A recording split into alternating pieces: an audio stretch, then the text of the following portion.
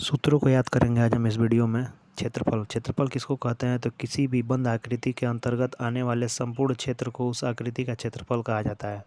शुरुआत करेंगे आयत से। आयत का क्षेत्रफल इसमें दिया गया है लंबाई गुणे चौड़ाई, जो बी नंबर पे दिया गया है जहाँ पे डॉट हो रहा है। उसके बाद दिया गया है आयत की परिमिति, जो ए नंबर पे दिया गया है।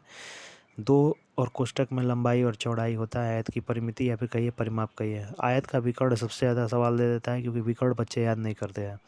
विकर्ण के लिए क्या करेंगे, ये पाइथागोरस का प्रमेय की तरह सूत्र है। अंडर रूट में लंबाई का स्क्वायर प्लस चौड़ाई का स्क्वायर है। उसके बाद दूसरे नंबर पर वर्ग आता है। वर्ग आप देख रहे हैं, वर्ग का परिमाप, वर्ग की सारी भुजाएं बराबर होती हैं, उसको वर्ग कहते हैं। तो 4 गुणे एक भुजा कर देंगे तो वर्ग का परिमाप निकल जाएगा, सारी भुजाओं की लंबाई पता चल जाएगी। वर्ग का विकर्ण होता है √2 इंटू एक भुजा। वर्ग का क्षेत्रफल पूछे तो भुजा गुणे भुजा होता है, भुजा स्क्वायर होता है, और वर्ग का विकर्ण कितना हो, 1/2। अब वर्ग का अगर क्षेत्रफल निकालना हो तो एक और सूत्र होता है 1/2 इंटू विकर्ण का स्क्वायर। कमरे के चारों दीवार का क्षेत्रफल अगर निकालना हो तो टू कोष्टक में लंबाई धन चौड़ाई कर दिया जाता है, और प्लस उसमें ऊंचाई का गुणा कर दिया जाता है। तो अगर चारों दीवार का क्षेत्रफल निकालते तो टू कोष्टक में लंबाई धन चौड़ाई इंटू ऊंचाई।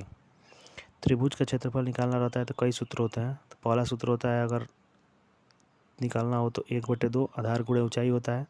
और त्रिभुज का परिमिति सबको पता होगा, तीनों भुजाओं का योग। लेकिन अगर त्रिभुज का क्षेत्रफल एक और निकालने का सूत्र होता है, अगर तीनों लंबाइयाँ अलग अलग हो भुजाओं की, तो अंडर रूट होता है S minus A, S minus B, S minus C.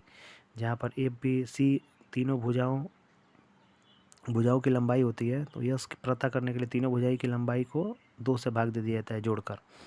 S बराबर होता है a+b+c/2। तो ये सारे सूत्र थे, इसका आप स्क्रीनशॉट ले सकते हैं और चैनल को सब्सक्राइब करिए। धन्यवाद।